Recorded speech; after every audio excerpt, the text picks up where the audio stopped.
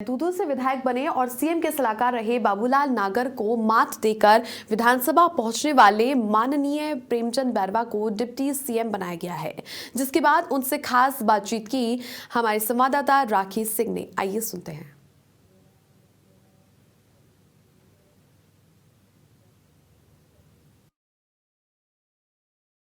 शर्मा जो है अब यहाँ प्रदेश के 26वें मुख्यमंत्री के रूप में बहुत जल्द शपथ लेने वाले हैं। उसी के साथ साथ इस बार भाजपा की तरफ से रिवाज में भी थोड़ा परिवर्तन किया गया है। 2 डिप्टी सीएम इस बार चुने गए हैं, एक दिया कुमारी और दूसरे यहाँ पर प्रेमचंद बैरवा को डिप्टी सीएम के रूप में यहाँ पर सर्वसम्मति से यहाँ पर चुना गया है।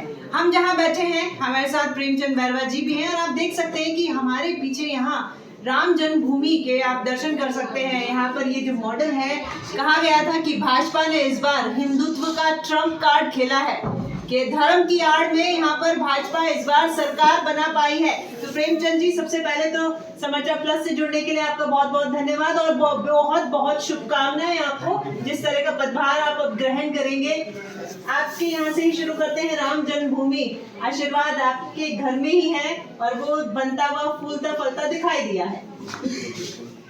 राम जन्मभूमि का सपना देखते थे मंदिर बनने का, निश्चित रूप से आज हमारी जो पीढ़ी है उस सपने को पूरा देख पा रही है। डिप्टी सीएम के रूप में आपको चुना गया है और आप यहाँ पर विजित होकर के और अच्छे मतों की संख्या से आप जीते हैं। बाबूलाल नागर जी को आपने हराया है और एक बार पहले जब आप लड़े थे तब आपने उनके छोटे भाई को भी हराया था। तो यहाँ पर क्या आपको लगता था कि सिर्फ मेरा सफर यहाँ विधायक तक थी है या फिर आप खुद भी आज चौंक गए थे? बिल्कुल, आज हमारे कोई पता नहीं था, लेकिन भारतीय जनता पार्टी ऐसी पार्टी है जो निश्चित रूप से एक सामान्य कार्यकर्ता को आगे बढ़ाती है। निश्चित रूप से आप देखा होगा, आपने कभी हमने खुद ने भी नहीं सुना क्या हम कोई डिप्टी सीएम बनेंगे, या भजनलाल जी भी नहीं देख पाए थे कि मैं सीएम बनूंगा। लेकिन ये चौंकाने वाला काम भारतीय जनता पार्टी के और हमारे नरेंद्र मोदी जी का। प्रेमचंद जी, सीएम की रेस में बहुत सारे नाम आए थे, लेकिन भाजपा पार्टी ने सारे जो नाम हैं वो एक तरफ और जो उनका फैसला है वो निकल के कुछ और ही अलग आया है। कहते हैं कि भाजपा सरकार जो है इस बार यहाँ नरेंद्र मोदी की सरकार फुल ऑफ सरप्राइजेस की सरकार हो गई है। ऐसा नहीं है, सबकी राय से काम होता है। सबने उसमें किया ही है, सबको सबसे बातचीत करके फिर फैसला आता है। नहीं, फैसला सर बातचीत करके ही आया है, लेकिन जो कयास लगाए जा रहे थे इतनी सरगर्मियों से, जितने भी नाम थे वो नाम बिल्कुल साइड में रह गए और एक नए नाम निकल कर सामने आए। भारतीय जनता पार्टी का कोई ऐसा लीक नहीं होता कोई भी चीजें। ये कांग्रेस गवर्नमेंट में है जो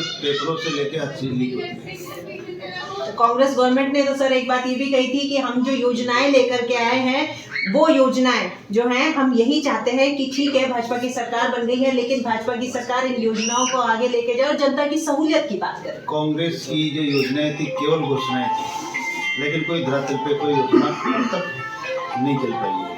निश्चित रूप से उन्होंने जो बांटा है लास्ट टाइम में 1-2 महीने में जो रेवड़ियाँ बांटी है, बाकी उन्होंने 4.5 साल तक कुछ नहीं किया, केवल घोषणाओं के अलावा कुछ नहीं किया। जिस तरह से इस कांग्रेस सरकार ने जो वादा करके जो किसानों को ठगा, किसानों को कर्जमाफी के लेके बेरोजगारों को भत्ता देने के लिए ठगा, जिस तरह से ठग के आई थी, लेकिन ये किसी को भी नहीं दे पाया, आपके सामने पता है। लेकिन भारतीय जनता पार्टी या तो कहती नहीं है, कहती जो करती है।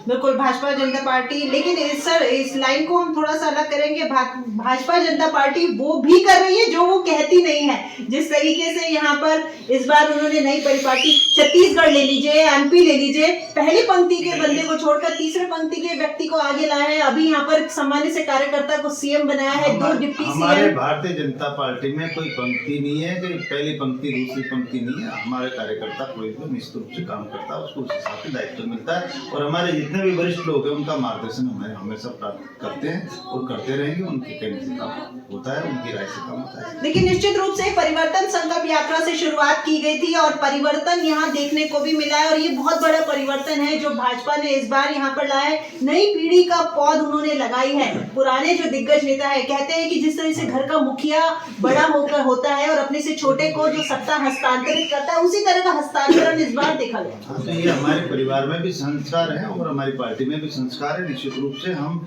बड़ों का जिस तरह से उनका मार्गदर्शन और उनके मार्गदर्शन में काम करते हैं, ऐसे छोटी पीढ़ी जो भी आगे आती है, ऐसे हमारे युवा जितने भी आए हैं भारतीय जनता पार्टी में, हमारे कार्यकर्ता, उनको भी मौका टाइम टाइम में मिलता है। निश्चित रूप से हम एक सामान्य कार्यकर्ता मैं सोच नहीं सकता था, जो मुझे खुद को ये चौंकाने वाला जो दायित्व मिला, निश्चित रूप से मैं बखूबी से ईमानदार से निर्वहन। 15 तारीख को शपथ ग्रहण समारोह है, उसकी क्या कुछ तैयारी?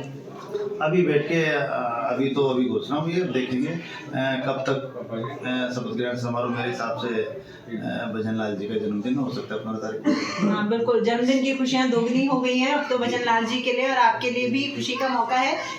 जीत का श्रेय किसको देंगे आप? जीत का श्रेय मेरे केंद्रीय नेतृत्व, मेरे प्रदेश नेतृत्व और मेरे क्षेत्र की जनता को। जनता के लिए कोई मैसेज आपकी तरफ से? इतना मैं जनता का बहुत बहुत आभारी हूँ, जिन्होंने एक सामान्य, मैं रहने वाले एक सामान्य परिवार का आदमी था, निश्चित रूप से जी जान से उन्होंने मेहनत करके और मुझे विधायक बनाया। मैं उनका बहुत बहुत आभारी हूँ। चलिए, धन्यवाद आपका बहुत बहुत समाचार प्लस के साथ जुड़ने के लिए और बेहद शुभकामनाएं आपको। तो ये थे हमारे साथ में नए डिप्टी सीएम के रूप में चुने गए प्रेमचंद बैरवा, और इनके साथ में दिया कुमारी भी डिप्टी सीएम के रूप में चुनी गई हैं, और इनका यही कहना है कि भाजपा की सरकार वो ही काम करती है जो वो कहती है, और इस बार तो जो नहीं कहती है वो भी करके दिखाया है। तो समाचार प्लस से मैं राखी सिंह, जयपुर।